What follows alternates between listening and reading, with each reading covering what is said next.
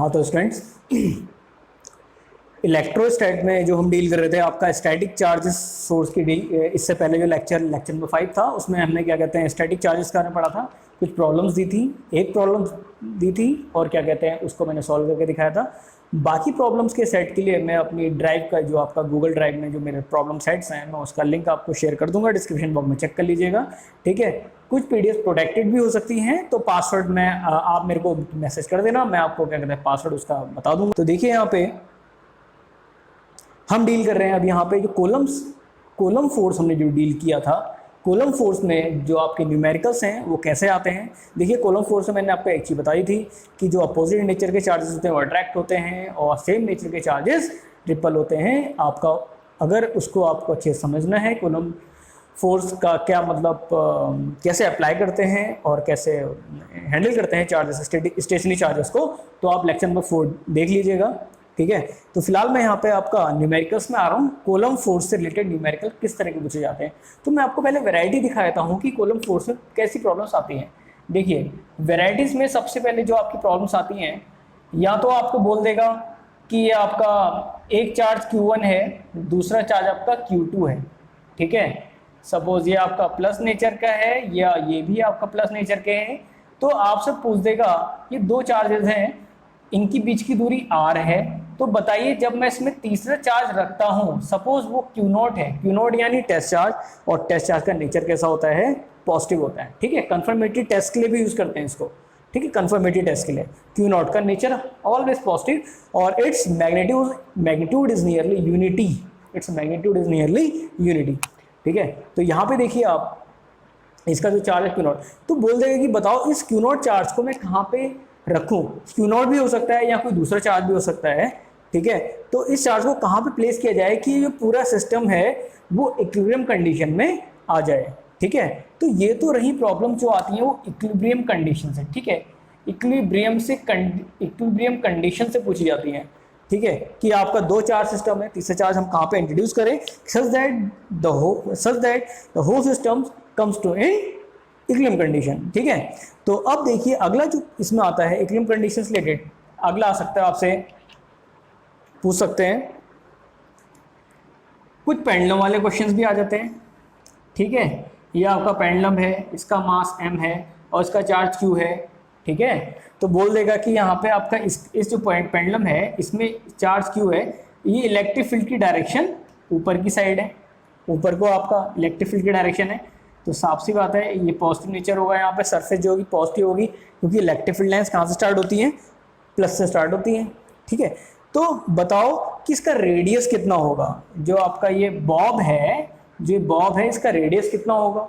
ठीक है, पेंडुलम है और इसकी लेंथ एल दे दी आपको। ठीक है, तो इस तरह की प्रॉब्लम्स आ जाती हैं। ठीक है, अगला देखिए मैं यहाँ पे हर तरह की वैरायटी कवर कर रहा हूँ।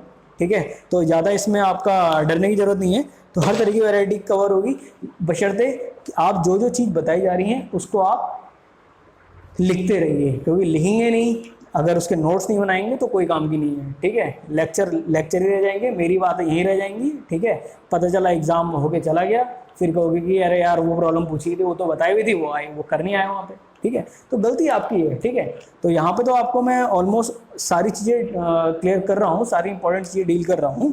ठीक है, लेकिन जैसा बोला जा रहा है वैसा भी करिए। ठीक है, टीचर्स की भी और पेरेंट्स की भी, जैसे पेरेंट्स बोल रहे हैं वैसा भी करिए। ठीक है, पेरेंट्स भी आपकी भलाई के लिए कर रहे हैं और जो टीचर हैं वो भी आपकी भलाई के लिए कर रहे हैं। ठीक है, तो अगला देखिए यहाँ पे देखिए अगला कैसा आता है आपका, ये सपोज ये आपका एक इक्विलेटरल ट्राइंगल है, यहाँ पे मैंने चार्ज रख दिए आपके सपोज +q -q या आपका +2q। देखिए चार्ज की वैल्यू कुछ भी हो सकती है, प्लस माइनस कुछ भी हो सकती है और मैग्नीट्यूड भी डिफर हो सकता है, लेकिन यहाँ पे जो कॉन्सेप्ट है आपसे बोल देगा कि सपोज जो +2 की चार्ज रखा हुआ है, अब इक्विलेटरल ट्राइंगल है तो बताओ इसकी साइड्स क्या होंगी, सारी इक्वल होंगी, तो इक्वली होंगी। लो मैंने साइड कितनी मान ली, ए मान ली, तो बोल देगा कि बताओ कि ये +2 की चार्ज में नेट फोर्स कितनी लग रही है, what is the magnitude of net electrostatic force which will act on +2q। ठीक है, तो सिंपल सा कॉन्सेप्ट है, बताएंगे सिस्टमेटिकली, जैसे जैसा मैं बताते जाऊंगा उसे नोट करते रहना आप। अगला देखिए, ये तो था ट्राइंगुलर फ्रेम। अगला आता है आपका स्क्वायर फ्रेम, ठीक है। सपोज ये आपसे स्क्वायर फ्रेम है आपका, यहाँ पे रख दिया प्लस क्यू, ये माइनस क्यू रख दिया, ये प्लस क्यू रख दिया, और ये आपका माइनस सी क्यू रख दिया, ठीक है। चार्ज का मैग्नीट्यूड और नेचर कुछ भी हो सकता है, कंफ्यूज मत होना, ठीक है। तो ये आपका स्क्वायर फ्रेम है। स्क्वायर फ्रेम बताओ कितना हो जाएगा, यहाँ पे साइड आपका ए, ठीक है। तो ए फ्रेम का जो यहाँ पे जो इसकी साइड है, तो इसमें बोल देंगे कि बताइए कि इसमें आपका किसी भी चार्ज के बारे में पूछ सकेंगे, बताओ इसका मैग्नीट्यूड कितना होगा और फोर्स की वैल्यू कितनी होगी, what will be the magnitude of net force on any XYZ charge, ठीक है। तो ये तो थी बात आपका स्टेशनरी चार्ज सिस्टम में कैसे किसी में भी नेट फोर्स पूछ सकता है, या ये वाला क्वेश्चन में पूछेगा कि पोजीशन बताओ कि इस क्यू नॉट को कहाँ रखा जाए कि टोटल सिस्टम किस में आ जाए, इक्विलिब्रियम कंडीशन में आ जाए, ठीक है। अब मैं बात कर रहा हूँ कि आखिर इसमें से कि मतलब कि कैसे इन प्रॉब्लम्स को हैंडल किया जाती है। जो इसमें सबसे इंपॉर्टेंट प्रॉब्लम्स जो आती हैं, ये ट्राइंगल और ये आपका इस तरह की प्रॉब्लम होती है वो ज़्यादा आती हैं। इस तरह की प्रॉब्लम आपकी जेई वगैरह में पूछी जाती हैं, लेकिन फिर से मैं कह रहा हूँ कि जेई का स्टैंडर्ड मेंटेन करते हुए चल रहा हूँ, तो इसलिए मैं ये वाली प्रॉब्लम भी डील करूँगा यहाँ पे, ठीक है। और बाकी ये वाली प्रॉब्लम भी स्पेसिफिक है, ठीक है। देखिए जिनमें स्टार लगा रहा हूँ मैं, ये बहुत इंपॉर्टेंट है, ठीक है। वैसे तो सारी इंपॉर्टेंट है, लेकिन 1 2 3 केस बहुत इंपॉर्टेंट है आपका, ठीक है। तो जो तीसरा केस है आपका ये वाला, जो आपका इक्विलेटरल ट्राइंगल वाला है, इसमें बोल देगा कि +2Q में सपोज आपकी नेट फोर्स कितनी लगेगी, क्या करेंगे बताइए। अच्छा आप बताइए क्या करेंगे, ठीक है। बहुत होशियार लोग हैं आप, ठीक है, टाइम कैसे बर्बाद करना अच्छे से जानते हैं, ठीक है। तो थोड़ा यहाँ पे टाइम बर्बाद कर लीजिए। देखिए यहाँ पे क्या होगा, इस पोजीशन में चार्ज रखा हुआ है, कुछ नहीं करना है आपको। इलेक्ट्रोस्टैटिक में फोर्स निकालने का कॉन्सेप्ट बता चुका हूँ कि जब भी दो चार्जेस सेम मीडियम में रखे हैं, तो जो उसमें फोर्स के जो मैग्नीट्यूड होता है वो कितना होता है, magnitude of product of magnitude of 2 charges and separation between them, ठीक है। पहली चीज़ तो पहले आप मेरे को बताओ, ये चार्ज -Q है और ये चार्ज आपको +2Q है। पहले मैं यहाँ पे नेमिंग कर लेता हूँ, क्या कर लेता हूँ, नेमिंग, ठीक है, नामकरण। जैसा आप लोगों का नामकरण हुआ था ना जब आप पैदा हुए होंगे, तो वैसे इसका भी नामकरण कर देते हैं, ठीक है। ABC, ठीक है, ABC, ठीक है। अब बताओ इस A चार्ज में किसके यहाँ फोर्स लग रही है, C वाले चार्ज का। अट्रैक्शन होगा, रिपल्सन होगा, पहले आप इतना बता दीजिए मेरे को।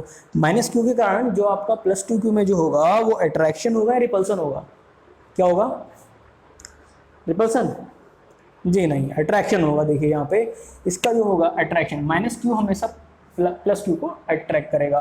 तो बताओ इसकी मैं नेमिंग कर लेता हूँ FCA, FCA क्यों, ठीक है। ये इसमें कर लेता हूँ आपका FAC कर लेता हूँ, FAC, force on A because of C। बताओ कितना हो जाएगा, फोर्स कांस्टेंट, चार्ज का मैग्नीट्यूड करिए, ये -Q हो गया, ये आपका +2Q हो गया, ठीक है, अपॉन सेपरेशन बताओ कितना है भाई, दूरी कितनी है, दूरी A है आपकी, कितनी है, तो ये साइड का स्क्वायर होगा, ठीक है, साइड का स्क्वायर होगी।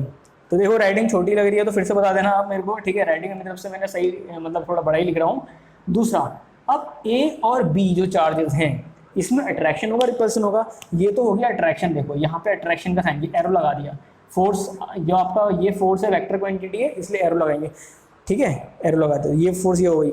दूसरा बताइए कौन सी है, B और A।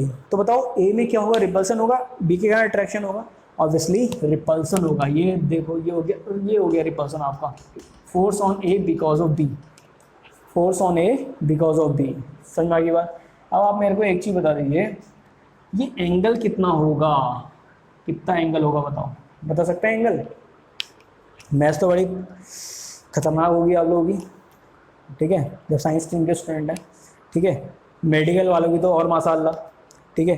तो यहाँ पे देखिए मजाक नहीं कर रहा हूँ, ये मत समझना मजाक कर रहा हूँ। मैं चाहता हूँ कि आप लोग अच्छे से अच्छा परफॉर्म करें, ठीक है, साइंस में। देखिए यहाँ पे आपका क्या है, इक्विलेटरल एंगल है, इसका एंगल कितना होता है इक्विलेटरल एंगल का, 60 डिग्री। कितना होता है, 60 degree. This is also 60 degree. अब जो लाइन होती है वो कितना एंगल बनाती है, 180 डिग्री। तो 180 से 60 माइनस हो गया, कितना हो गया बताइए, 120 डिग्री, ठीक है। तो बताओ पहले आप मेरे को बताओ एफ ए बी कितना होगा, एफ ए बी कितना होगा बताओ, ये मैग्नीट्यूड कर लेते हैं, ठीक है, फोर्स का मैग्नीट्यूड है। हाँ बताओ कितना होगा, के, ठीक है, इस वाला charge mod of plus 2q, आगे बोलो mod of plus q upon separation बताओ कितना हो जाएगा, ए स्क्वायर। समझ में आ गई बात, नहीं आ गई? बहुत बढ़िया हो गया, ठीक है। अब आप मेरे को एक चीज़ बता सकते हैं हंसते खेलते, कैसे हंसते खेलते? यहाँ देखिए माइनस क्यू प्लस 2q, इन दोनों का जो प्रोडक्ट होगा चार्ज का मैग्नीट्यूड सेम आ रहा नहीं आ रहा है, कितना है 2q स्क्वायर। यहाँ देखिए 2q स्क्वायर, तो दोनों को फोर्स को मैंने क्या कर लिया, दोनों फोर्स को मैंने क्या कर लिया बताइए, मैं इन फोर्सेस को लिख सकता हूँ, क्या लिख सकता हूँ, एफ, क्या लिख सकता हूँ, एफ, ठीक है। कैलकुलेशन इजी कर रहा हूँ, ठीक है, जैसा मैं कर रहा हूँ वैसा करेंगे तो बहुत अच्छा एकदम धांसू परफॉर्म करके आएंगे वहाँ पे, ठीक है। तो देखिए यहाँ पे थोड़ा मिटा लेते हैं, तो देखिए ये दोनों फोर्स जो है इनका मैग्नीट्यूड सेम है कि नहीं है, क्योंकि देखो 2q स्क्वायर यहाँ भी आ रहा है, यहाँ भी 2q स्क्वायर आ रहा है, इसको मैं क्या मान सकता हूँ, f मान सकता हूँ, क्या मान सकता हूँ, f। अगर आपको याद हो मैंने पिछले लेक्चर्स में आपको बताया था जो भी वेक्टर क्वांटिटीज होती हैं तो वहाँ पे क्या लगता है, पैरेललोग्राम, ठीक है, पैरेललोग्राम, नॉट पैरेललोग्राम, ठीक है, पैरेललोग्राम नहीं होता, पैरेललोग्राम होता है, ठीक है, पैरेललोग्राम ना लगाइए, चलिए बताइए। तो इस चार्ज में नेट फोर्स कितना आएगा, जब भी दो वेक्टर दिए रहते हैं, ये आपका कितना हो गया, this is F A C, this is F A B, angle कितना है 120 डिग्री, लग नहीं रहा है ना, चलो लगा देते हैं फिर, ठीक है, ये लो लग गया, बताओ कितना हो गया यहाँ पे, एफ ए बी, ये फोर्स ये होगी, इसका एंगल कितना हो गया 120 डिग्री, ठीक हो गया। तो बताओ नेट फोर्स क्या होगी, नेट फोर्स यही तो होगी एफ नेट, ठीक है, तो निकालो बताओ कितना हो जाएगा, F net is equal to, लगा दो पैरेललोग्राम लो, कितना होता है एफ, अगर दो वेक्टर है पी एंड क्यू, उनका रिजल्टेंट निकाला जाता है, क्या होता है under root of P square plus Q square plus 2pq cos theta, theta is the angle between two vectors, theta is the angle between two vectors. Now come to the solution, F A C का square F A B का square plus 2FAC FAB, ये whole under root है भाई, ठीक है, whole under root है, बहुत time बाद लिख रहा हूँ ना इस पेन से, ठीक है, इसलिए इसका भी गला सूखा हुआ है, ठीक है। तो देखिए यहाँ पे FAB FAC कितना हो जाएगा, F हो जाएगा, रख दे F, तो बताओ कितना हो जाएगा। अच्छा cos थीटा होता है तो cos 120 हो जाएगा, ठीक है, cos 120 कितना होता है बताइए, cos 120 होता है, cos 120 होता है कितना 1/2, गलत, -1/2 होता है, कितना होता है -1/2, बताओ कितना हो जाएगा यहाँ पे, F square plus F square 2f square, और cos 120 कितना होता है -1/2, ये कैंसिल आउट हो गया, तो बताओ कितना आ गया, F square 2f square minus F square यानी f। कैसी रही कैलकुलेशन, कर दी ना, कर दी इजी, ठीक है। अब आप लोग होते, ठीक है, तो बहुत बचकानी हरकत करते हैं, इतने बड़े बड़े टूल को अंदर लेके चलते हैं, ठीक है। अरे भैया क्यों खाली प्रॉब्लम को कॉम्प्लेक्स करते हो, ठीक है, सिंप्लीफाइड वे में लेके चलोगे ना, ठीक है। तो कोई सी प्रॉब्लम हो, चाहे अपने कैसी प्रॉब्लम हो, तो उसको सिंप्लीफाइड करने की सोचो ना कि उसको और ज़्यादा कॉम्प्लेक्स, ठीक है। बताओ क्या हो जाएगा यहाँ पे, 2f square minus F square कितना हुआ, f हो गया। अब f की कोई सी भी एक वैल्यू रख दीजिए, you will get the answer, कितना आ जाएगा बताइए, कि 2q square upon a square, this is Newton. Thanks a lot.